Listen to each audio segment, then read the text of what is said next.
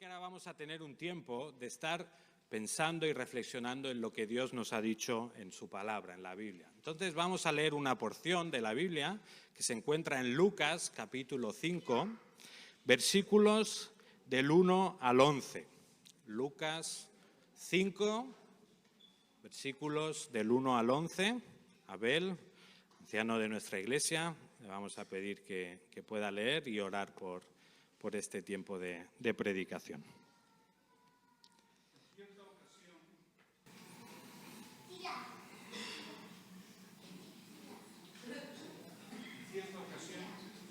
Pero ahora sí. En cierta ocasión, estando Jesús junto al lago de Genesaret, la multitud se agolpó a su alrededor para oír la palabra de Dios.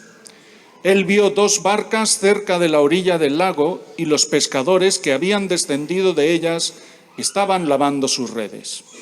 Subiendo a una de ellas, la de Simón, le rogó que la alejara un poco de la orilla. Sentado en ella, enseñaba a la multitud. Cuando terminó de hablar, dijo a Simón: «Rema al agua adentro y echad vuestras redes». Le respondió Simón: «Maestro, hemos estado toda la noche trabajando y no hemos pescado nada, pero puesto que tú lo dices, echaré las redes». Así lo hicieron y recogieron tal cantidad de peces que su red se rompía. Entonces hicieron señas a los compañeros que estaban en la otra barca para que acudieran en su ayuda. Ellos vinieron y llenaron ambas barcas hasta el punto que casi se hundían. Al ver esto, Simón Pedro cayó de rodillas ante Jesús y dijo: «Apártate de mí, Señor, porque soy hombre pecador».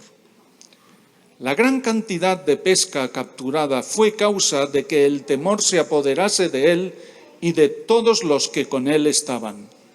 Lo mismo les ocurrió a Jacobo y Juan, hijos de Zebedeo y compañeros de Simón. Pero Jesús le dijo a este: «No temas, desde ahora serás pescador de hombres». Después trajeron las barcas a tierra y dejándolo todo, siguieron a Jesús. Amén. Puedes orar por la predicación también. Señor y Padre, queremos honrarte, darte gracias porque eres bueno y permites que hoy como pueblo estemos reunidos para, sobre todas las cosas, manifestar tu majestad, tu soberanía. Queremos, Señor, honrarte, glorificarte porque eres digno. Y queremos, Señor, manifestarlo a los 4 vientos. Y en este día que unos compañeros, hermanos nuestros, van a manifestar su testimonio de seguirte, Señor, queremos anunciar a los 4 vientos que nuestras vidas te pertenecen, que tú eres Señor, y te rogamos que este testimonio impacte y llegue a los corazones de nuestros amigos y de quienes nos visitan. Queremos, Señor, darte el lugar que solo tú mereces, el primero, que tú presidas cada elemento de esta reunión y que tu nombre sea glorificado, santificado. Amén. Amén. Bueno, ¿cuántos habéis visto la película Alicia en el País de las Maravillas? Esto ya es para algunos que son más... Yo no la he visto, yo creo, me parece, no me acuerdo. Pero pues mira, por ahí... Bueno, no sé si recordáis en un momento de esta película, Alicia, imagino que está en el País de las Maravillas, no la he visto, pero está con un bosque así perdido, no sabe dónde tiene que ir y se encuentra a un gato, ¿vale? Un gato muy extraño. Y entonces empiezan a hablar un poquito y llega al punto que Alicia le dice al gato: «Bueno, ¿y hacia dónde tengo que ir? ¿No? ¿Por qué camino tengo que seguir?». Y el gato le responde: «¿A dónde quieres ir?». Y Alicia dice: «No lo sé». Y entonces el gato le responde: «Pues entonces supongo que da igual». Me gustaría preguntarte, ¿sabes tú a dónde vas? ¿Sabes a quién sigues? Hay gente que sigue los impulsos de su corazón, sus emociones, donde me lleve el corazón, allí voy. Otros siguen los impulsos quizá de su orgullo, ¿no? De mantener su posición, de hacer las cosas para que los demás me vean y piensen algo de mí. Otros siguen simplemente lo que sus padres les han enseñado desde la cuna. Y otros se dejan seguir con las corrientes que este mundo nos ofrece. ¿A quién sigues tú? ¿A dónde vas? ¿Tiene sentido seguir a Jesús? Es una pregunta que nos tendríamos que hacer todos en esta mañana y casi te diría que no hay pregunta más importante que puedas responder hoy. ¿Tiene sentido seguir a Jesús? Quizás estás aquí esta mañana y en la vida te has parado a pensar esto. En la vida te has parado a decir, bueno, Jesús, no te has parado a considerar quién es, qué ha hecho. Has ido tirando en la vida, has llegado hasta aquí. La verdad es que quizá te da incluso pereza pensar en si vale la pena seguir a Jesús. Quizá no, quizá hace mucho tiempo que decidiste seguir a Jesús, pero el tiempo y las dificultades de la vida te han ido apartando del camino que Jesús te ha marcado. Hoy estamos celebrando como iglesia que estas 4 personas que están aquí sentadas, os las presento, don Bruno, Isabel, Marina y Julia, estas 4 personas han llegado a la conclusión de que seguir a Jesús es la decisión más razonable que pueden tomar en su vida. Y en el pasaje que hemos leído en esta mañana y en el que ahora vamos a reflexionar, este pasaje nos muestra que seguir a Jesús es la decisión más razonable y la más comprometedora que puedes tomar en tu vida.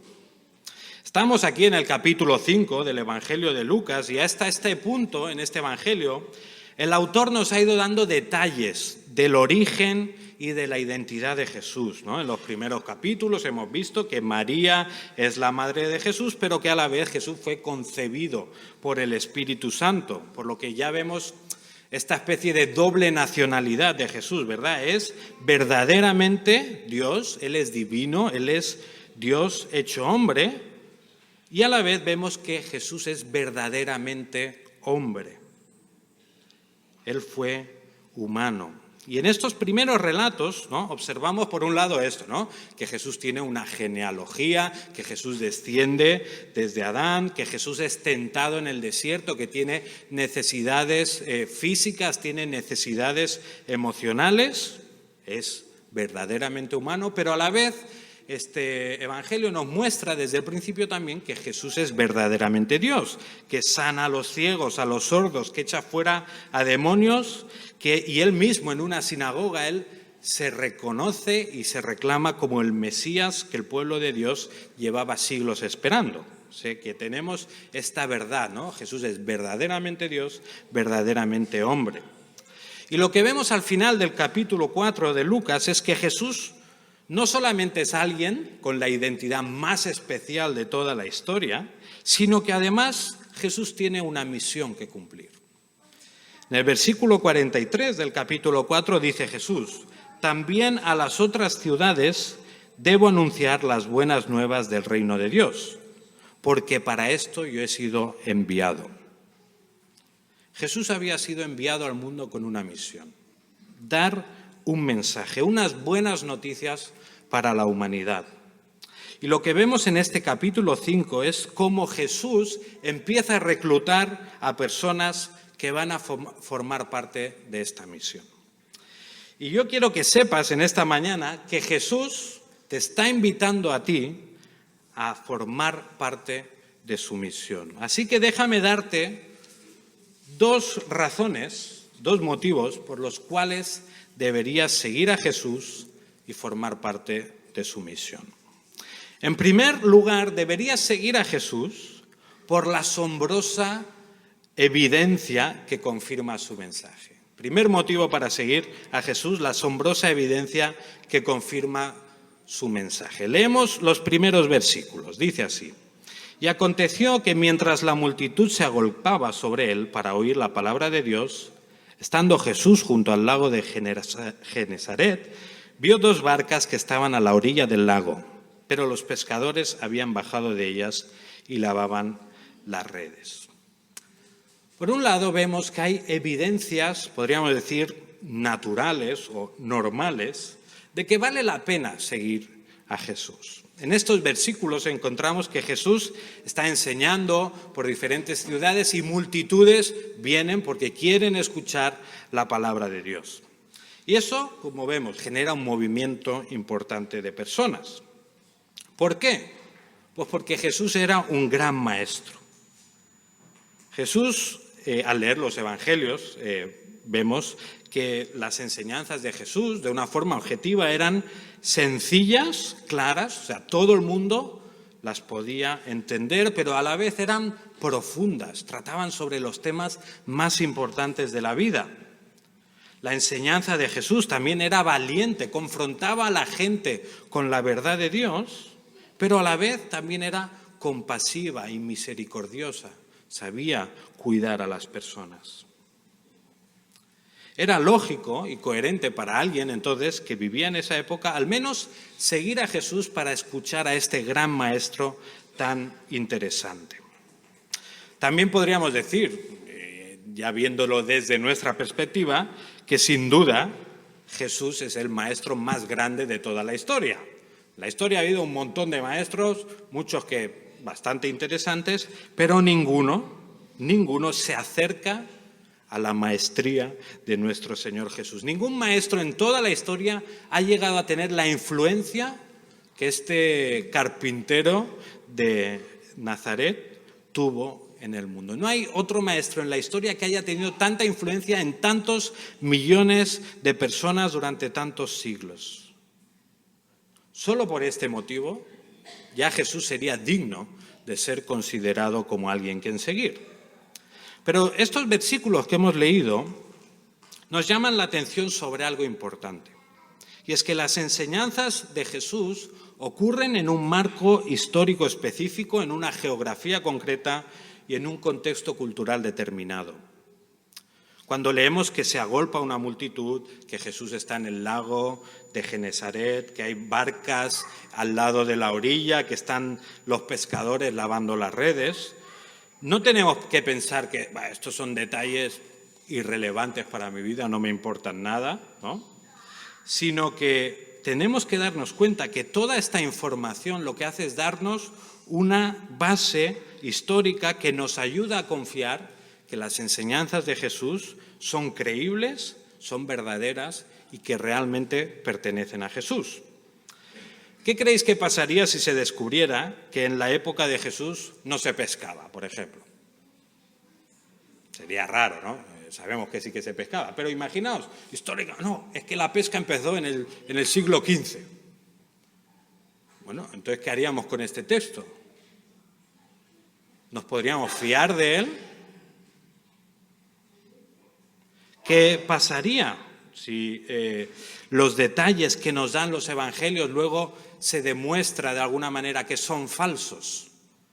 Que, por ejemplo, no existía nadie que se llamaba Pilato, que no existió ningún personaje histórico que se llamó Jesús y que hizo todas esas maravillas. ¿Podríamos confiar entonces en lo que la Biblia dice? ¿Podríamos confiar en el mensaje de Jesús? Bueno, si algo de la historia contradice lo que la Biblia dice, perdería la Biblia toda su credibilidad. Sin embargo, lo que tenemos que entender con estos detalles pequeños es que nos ayudan a entender que todos estos detalles añaden coherencia al mensaje de Jesús. Nos ayudan a entender que el mensaje de Jesús no es un mensaje así de enseñanzas que flotan en un vacío, ¿no? Y bueno, si fue verdad que lo dijo o no, no importa, ¿no? Lo que la Biblia dice es importante. Estos detalles pequeños nos ayudan a entender toda la información que la Biblia da es históricamente confiable. Todos estos detalles pequeños, a la hora de estudiar a través de la geografía, de los manuscritos, de todos estos detalles, lo que acabamos encontrando es que el mensaje de la Biblia sale reforzado. Al final creemos que todo lo que dice la Biblia es verdad y que, por tanto, como todo lo que dice la Biblia es verdad, porque viene de parte de Dios, el mensaje de Jesús es digno de confianza.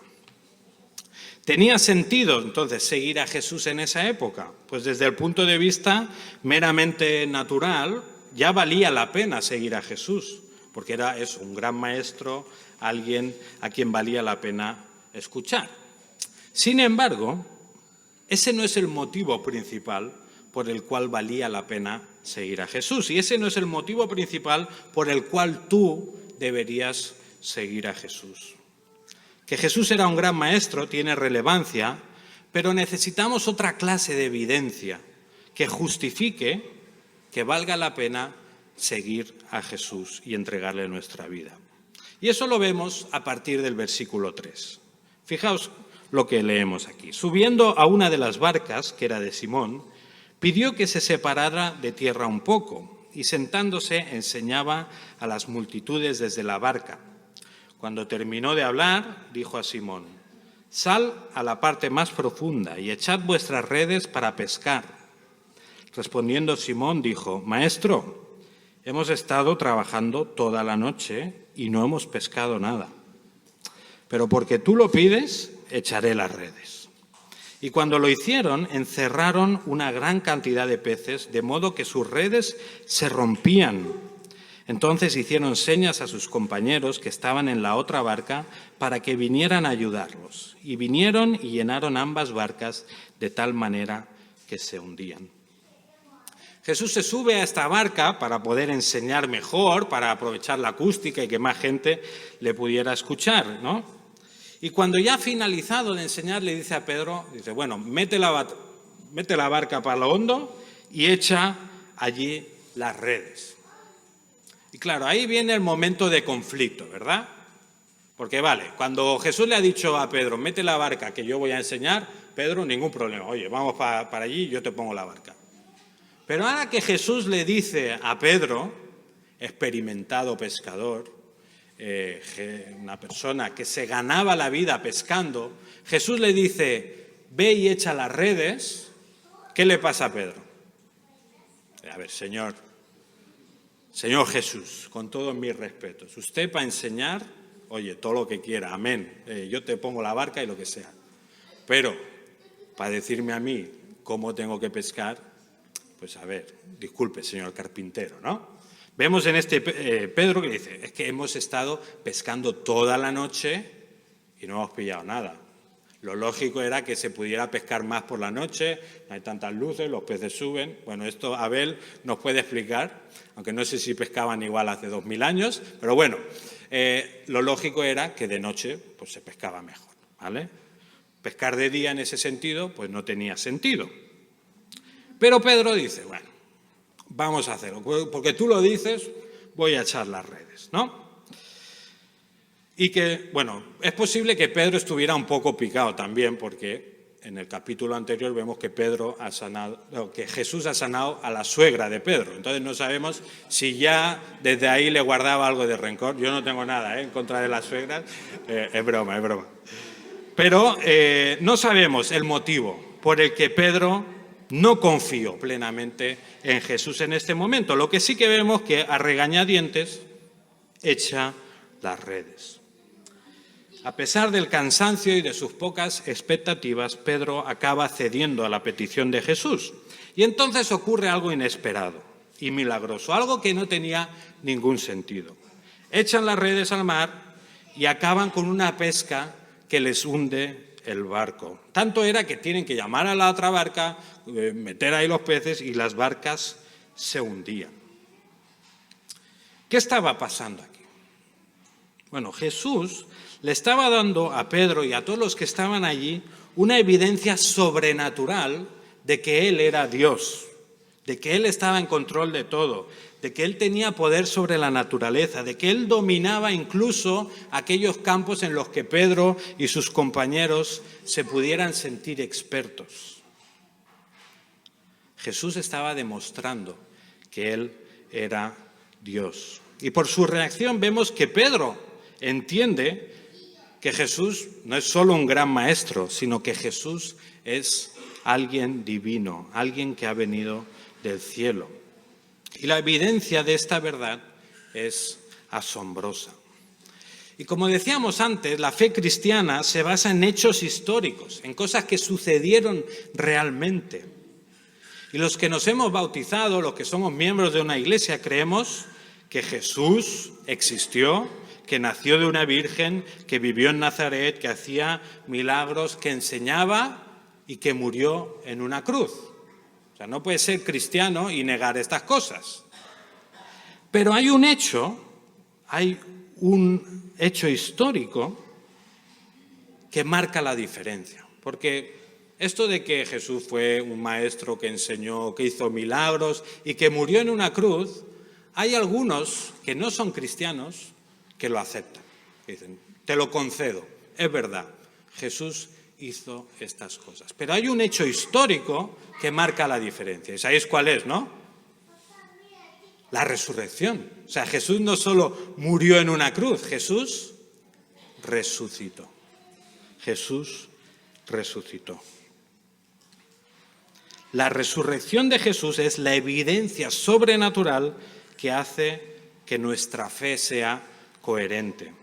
El cristianismo no es una leyenda que da sentido a nuestra vida y si nos lo creemos y nos ayuda, pues entonces, qué bien, me alegro por ti, sino que el cristianismo, y en este caso creer en la resurrección, es lo que fundamenta nuestra fe.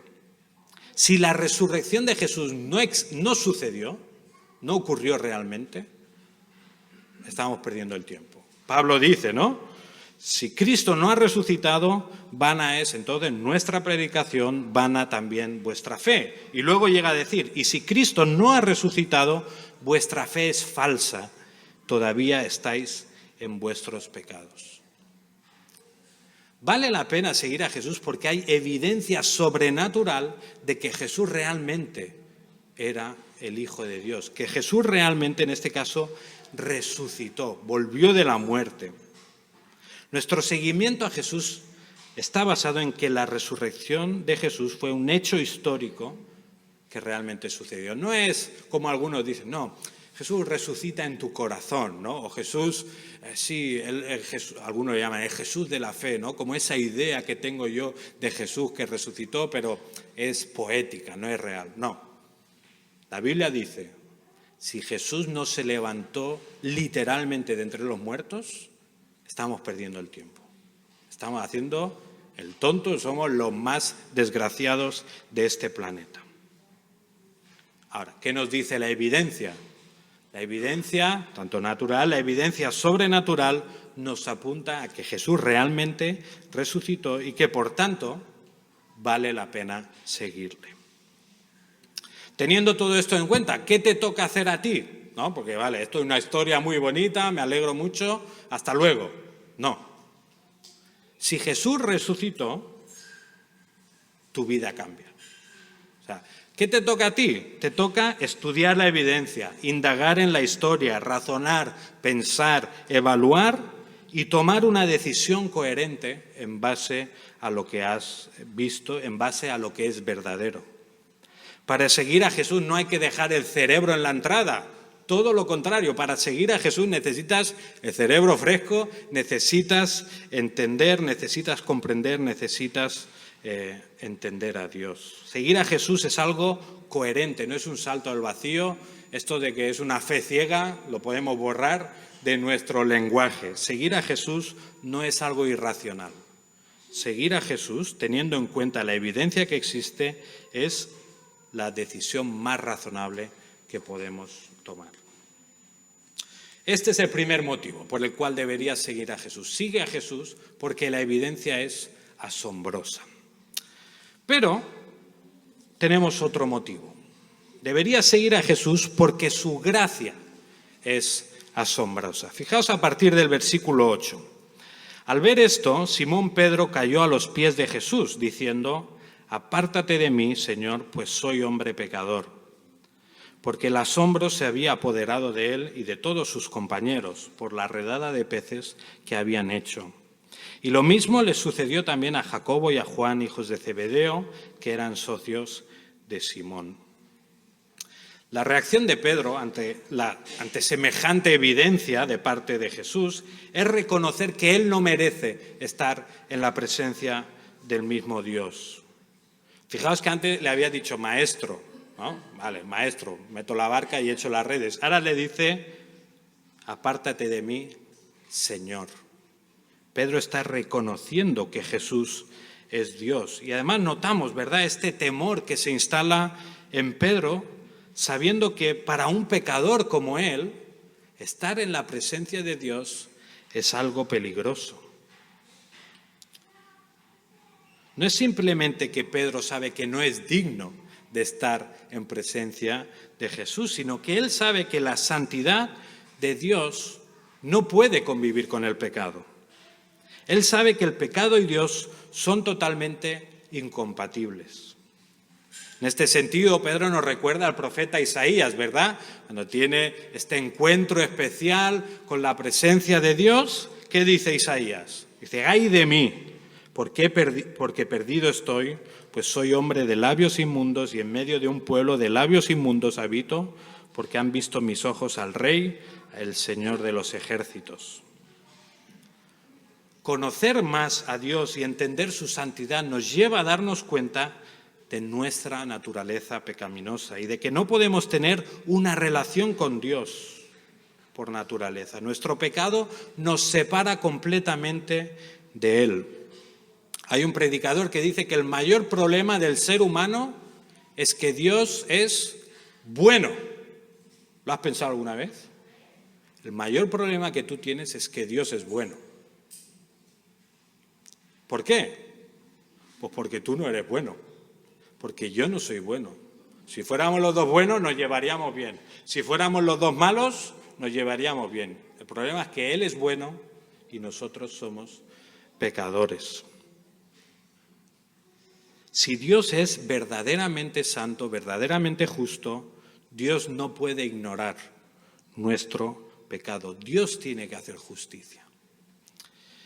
Y quizás estás aquí, en esta mañana, nos visitas, o no, o llevas mucho tiempo, y no consideras que seas pecador, ¿no? Quizás no mato a nadie, ni robo, ni adultero, hasta le abro la puerta al vecino, ¿verdad?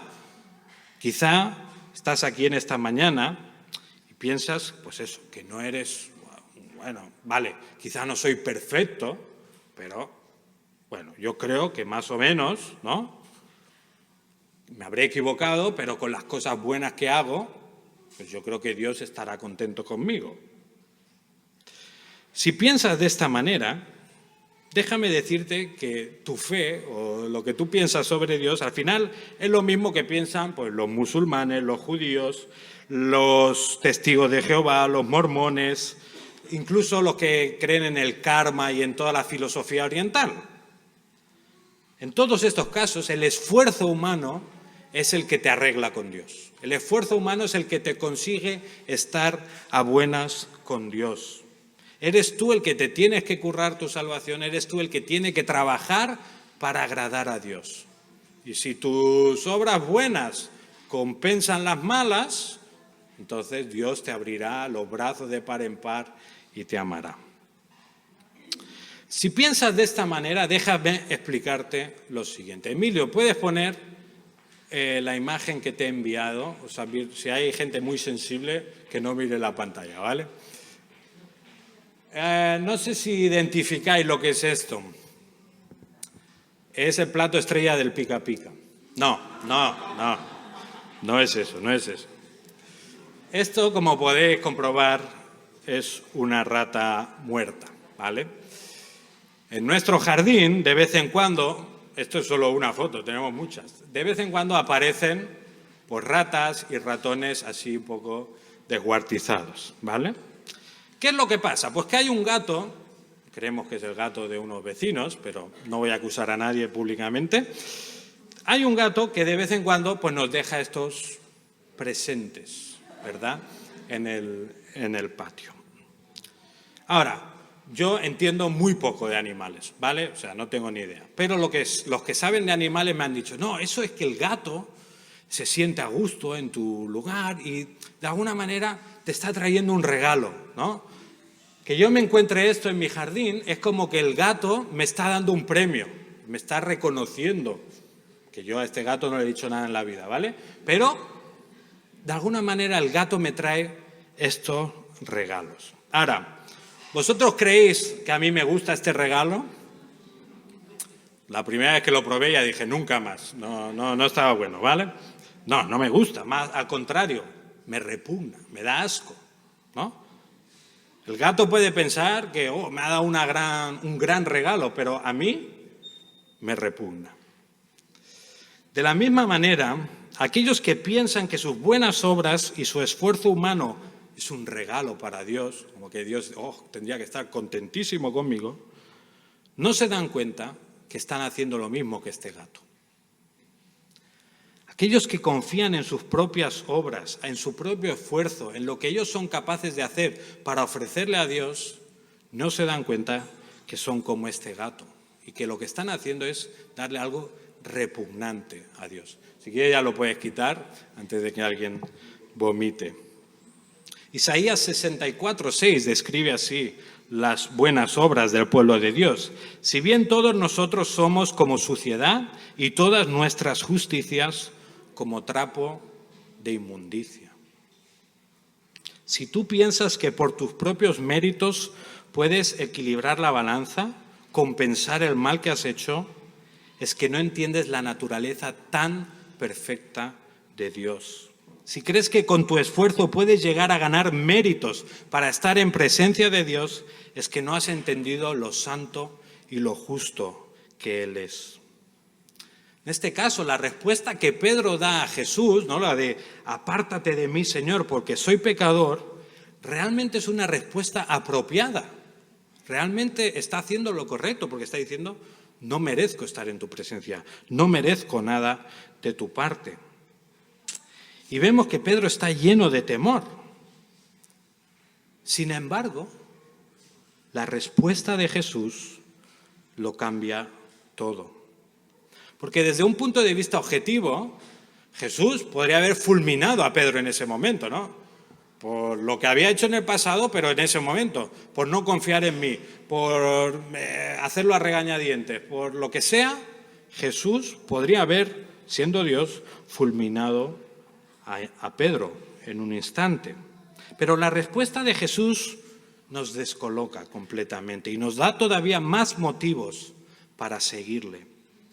Pedro se encuentra aquí con la asombrosa gracia de Dios. Y Jesús dijo a Simón, no temas, desde ahora serás pescador de hombres. Lejos de fulminar a Pedro, como merecería él y como mereceríamos todos nosotros, la respuesta de Jesús le trae paz y le trae una nueva vida. Aunque Pedro reconocía que él era pecador y lo único que merecía de parte de Dios realmente era la condenación eterna, Pedro se encuentra que Jesús le ofrece paz, le dice, no temas. Y además le invita a participar de la misión que Jesús tenía. Le dice, serás pescador de hombres. Ahora, ¿cómo es posible que Jesús le dijera a Pedro que no temiera? ¿En ese instante había dejado Pedro de ser pecador? No, ¿verdad? ¿En ese instante había dejado Dios de ser santo? No, entonces el problema seguía, ¿verdad? La santidad de Dios es peligrosa para los pecadores. ¿Cómo puede entonces Jesús decirle, no temas, no temas? Decíamos al principio que Jesús tenía esta misión de anunciar ¿el qué? Las buenas noticias, ¿no? Las buenas nuevas del reino de Dios. ¿Y en qué consistían estas buenas noticias que Jesús había venido a dar? Pues estas noticias consistían en anunciar al mundo que había perdón para los pecados. Estas noticias consistían en explicar que Dios iba a abrir una vía donde el ser humano podía encontrar paz con Dios. Jesús había venido a este mundo a anunciar esas buenas noticias de que Dios no había abandonado a una humanidad rebelde y pecadora, sino que, como sabemos todos, de tal manera amó Dios al mundo que dio a su Hijo unigénito para que todo aquel que en él cree no se pierda, mas tenga vida eterna. Y Jesús mismo en el Evangelio de Lucas nos explica su misión. Dice, porque el Hijo del Hombre ha venido a buscar y a salvar lo que se había perdido. Ahora, decíamos, Jesús había sido enviado ¿para qué? Para dar estas buenas noticias. Pero sabemos que la misión de Jesús no consistía solo en dar estas buenas noticias. La misión de Jesús no consistió solo en anunciar la salvación. La misión de Jesús consistió en conseguir nuestra salvación. Decíamos que Dios no podía ignorar nuestro pecado y seguir siendo justo. Las buenas noticias que Jesús anunció implicaban que Él iba a ser quien iba a sufrir la justicia de Dios. Jesús es el que iba a ser el pago por nuestros pecados. Jesús era ese cordero sin mancha, ese sacrificio perfecto que en una cruz se ofreció para darnos salvación y vida eterna. Pablo dice a los Corintios, al que no conoció pecado, por nosotros lo hizo pecado, para que nosotros fuésemos hecho justicia de Dios en él. Si tú y yo hoy podemos seguir a Jesús, no es porque seamos mejores que nadie, no es porque nuestros esfuerzos nos permitan alcanzar a Dios, no es porque seamos ni más humildes, ni más sabios, ni más inteligentes, ni más dignos que nadie. El único motivo por el cual podemos seguir a Jesús hoy y ser invitados a participar de su misión es porque Él murió por nuestros pecados. Y lo bonito es que no solo Dios nos ofrece el perdón de nuestros pecados, sino que además Dios mismo nos invita a formar parte de su misión. Dios nos concede el privilegio de ser sus hijos y de ser colaboradores en esta obra de redención que está llevando a cabo a lo largo de toda la historia. La gracia de Dios es asombrosa y su amor por ti es mayor del que puedes imaginar. ¿Cómo respondemos entonces ante esta gracia de Dios, ante esta gracia asombrosa de Dios? Versículo 11. Y después de traer las barcas a tierra, dejándolo todo, le siguieron. Pedro entendió que la única respuesta apropiada ante la gracia que Jesús le mostraba era dejarlo todo y seguirle. De la misma manera, la única respuesta apropiada a la gracia que Dios te ha mostrado es que lo dejes todo y le sigas. Ahora, ¿qué es esto de dejarlo todo? Porque claro, dejaron las barcas y le siguieron. Bueno, significa que para seguir a Jesús tienes que abandonar tu trabajo, abandonar tu familia, abandonar donde vives e irte a otra parte a seguirle. No, ¿verdad?